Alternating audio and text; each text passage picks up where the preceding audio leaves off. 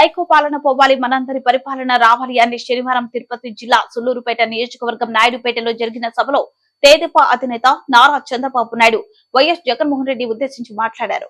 ఈ ప్రభుత్వం వచ్చిన తర్వాత 45 లక్షల భవన కార్మికులకు ఇసుక లేకుండా చేశాడని, ఇసుకను బ్లాక్లు అమ్ముకుంటున్నారని, రౌడీలకి గూండాలకి ఎమ్మెల్యే టికెట్లు ఇస్తున్నారని, ఈ ప్రభుత్వం రౌడీయిజం, గూండాయిజం, ఇసుక మాఫియా, భూదంతాలు, సెటిల్మెంట్లు జరుగుతున్నాయని చంద్రబాబు నాయుడు ఎద్దేవా చేశారు.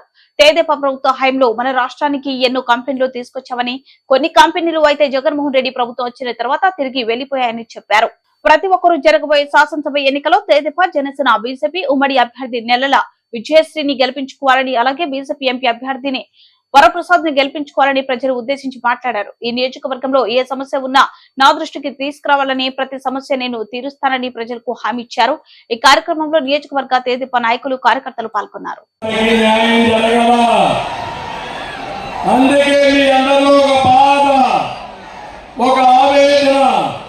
ఒక అక్రమణ, ఒక ఆవేశంగా వస్తోంది.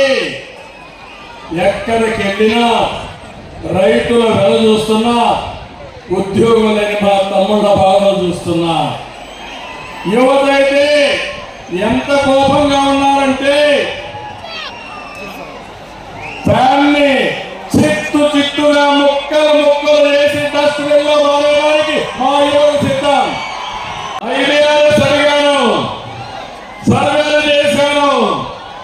ఉండే అభ్యర్థులందరినీ తర్వాత పార్టీకి సేవ చేసిన వారు మీ అందరి ఆమోదయోగ్యంగా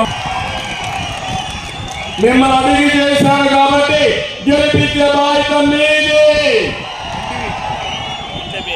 ఒక్క విషయం ఆలోచించండి.